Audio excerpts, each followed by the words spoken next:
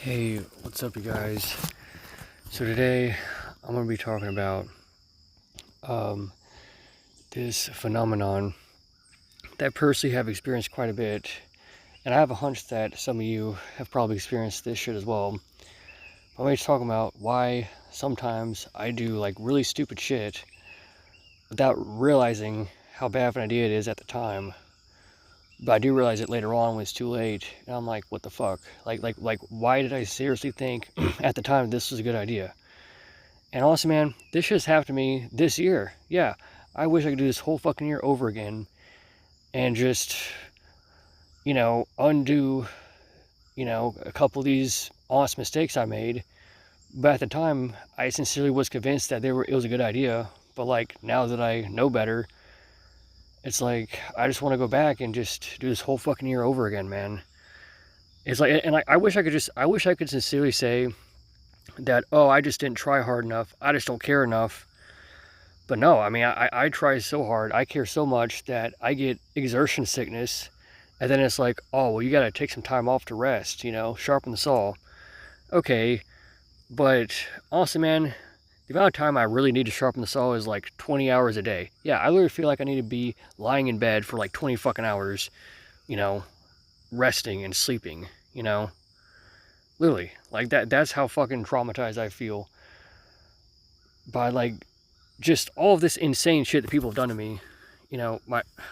My parents are insanely pure evil. I'm like, they are so bad. Like I've very seriously had a hard time even acknowledging or being aware of just how bad they were. I was just in denial, man.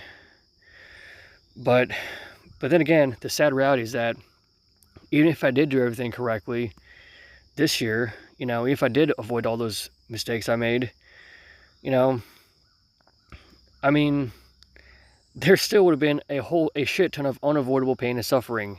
Yeah, I mean, there's some shit that you just like you just don't know how to fucking avoid. You don't know how to protect yourself against it, right?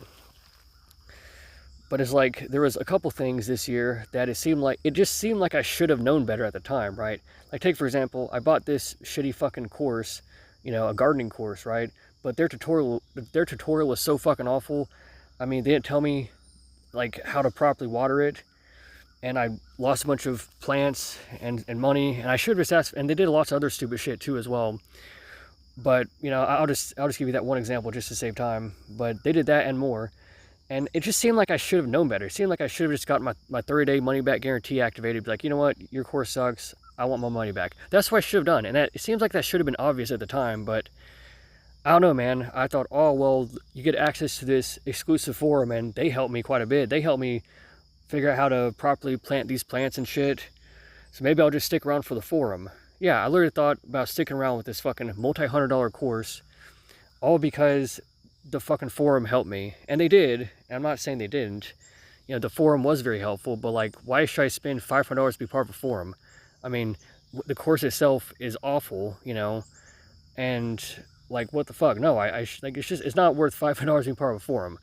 But at the time, that's just the way my brain fucking worked. And I seriously thought about it long and hard for a long time. I literally thought this through for a very long time.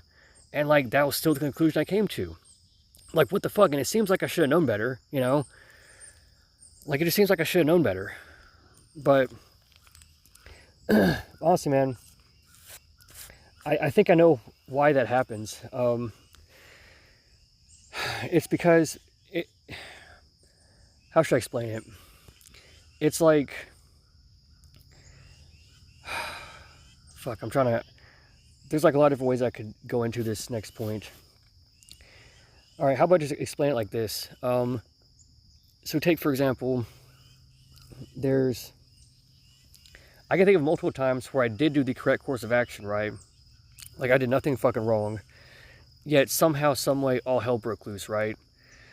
I can think of other times where I did do something that was legitimately pretty fucking stupid, and I look back and I'm thinking, man, that was a bad idea, But get this, man. In those specific instances, nothing bad actually happened. Or if something bad did happen, it was like significantly less shitty than it seems like it very easily probably should have been otherwise, right? So yeah, it's like, I can think of all these examples where I did nothing wrong, yet all hell breaks loose, right? Then like they have other examples where I did do something wrong, I did something that was pretty fucking dumb, and like either nothing bad happened at all, or like the negative consequence was significantly like this negative consequence was surprisingly less bad than it seems like it probably should have been. You know what I mean? And it's like there's this like, and you see that phenomenon with other people too, right? You see other people, it's like, what the fuck? They didn't do anything wrong, yet their life is hell. You know, they're in all this pain and misery. That's not their fault. Then you see other people who do all sorts of really fucked up, stupid, evil shit. In many cases, without any remorse whatsoever. And like nothing bad happens to them. Like, or if anything bad does happen to them, it's like way less than it seems like it probably should be. And it's like, what the fuck? It seems like, dude, it's crazy, man. It seems like doing good deeds and doing things logically and reasonably, it seems like that gives you bad luck. I'm serious, man. I'm not really that superstitious of a person. I mean, I'm willing to the possibility, but like, I don't really like 100% believe in that shit just yet, you know? But like, it just seems like there's this fucking like anti-karma thing going on, man. It's bizarre, you know? And plus, let me tell you something. From personal experience, in many cases, in lots of cases, doing nothing wrong, yet still ending up with unavoidably bad results, that actually feels worse than when you do something wrong and you end up with reasonably negative consequences based on that mistake you made. Because guess what? If it was your fault and if you got negative consequences because of something under your control, well, guess what? You know, sure, you have power, right? You have control of the situation. So you have hope, right? It's like, okay, I made this mistake in the past, but from here on out, I just do this differently. So you have hope that the situation can improve, right? But when you do nothing wrong and all hell breaks loose and you just have no idea how to protect yourself from this shit in the future, that is such a beyond hopeless, terrible sensation. Also, man, it might feel worse, for me at least. It might actually feel worse than to be wallowing in regret over past mistakes. Because I have spent too much time, admittedly, wallowing in extreme regret over past mistakes, you know? But the fucked up thing is that when I actually do nothing wrong and I'm still facing all these unavoidably negative consequences that I have no idea how to protect myself from here on out, when I'm in that situation, like, I mean, dude, it feels like, I think it might actually feel worse. Like, if I'm being honest, it feels so bad. I feel like I've just dissociate and change the subject, right? Because it's like, okay, so you can put all this effort in, do all this hard work, you know, do things correctly. You can have a positive attitude too. Oh yeah. I mean, I have used law of attraction correctly. I have been positive as fuck, feeling like things are going great currently. Yeah, it's supposed to be like, if you feel like things are going good, you know, then things will continue to be good. But if you feel like things are going bad, then things will go bad. That's law of attraction, right? Yeah, I've done correct shit with a very positive attitude. I'm grateful for all the good things that are happening. But it seems like the more positive and grateful I am, the more it jinxes it and the more I get bad luck. You know, I'm currently in that situation right now. I don't feel like giving details, but it's just fucking insane, the situation I'm in right now. And I know, in this case right here, in this specific case right here, I did absolutely nothing fucking wrong. There's nothing I could have done to have prevented all this bullshit from happening, you know? So it's like, and this is a nightmare, you know? This is a nightmare. I can't stand this shit, you know? And it's like, it's just horrible, okay? It's horrible to be in a situation where you do nothing wrong, yet you're facing all sorts of very terrible consequences that you have no idea to protect yourself from, you know, in the present or in the future, you know? It's a nightmare, okay? That is, like, honestly, man, I feel like, for me at least, that might probably be a more negative, a more painful sensation than wallowing in regret for past mistakes that I can fix and correct and do better, right? It's like, because think about it, if something bad happened, but it was your fault, well, that's kind of a relief, right? Because you feel like you're empowered and you have the power to fix the situation, right? Yeah, feeling like things are your fault, that actually is empowering because you have control of the situation. Yeah, you feel like you have control of the situation and you have the power to protect yourself against this shit from here on out, right? So yeah, in a way, you actually kind of want things to be your fault, right? You'd prefer it if it was your fault and you could just, you know, do things differently and save yourself from all this pain and suffering. But the sad reality is that there's a lot of fucking shit that I personally have experienced and that a lot of people experience in general. I've seen other people experience too. Like, it seems like most, if not all people, experience all sorts of unavoidably terrible, just horrifying negative consequences that they just can't protect themselves from, you know? Like, there's nothing they could have possibly done to protect themselves from all the suffering that they encountered, you know? If in some specific cases, yeah, I think most, if not all people, have that happen to them in a lot of different cases, right? I mean, holy fucking shit. Guys, I mean, like, this is terrible, okay? This environment is just so fucking awful.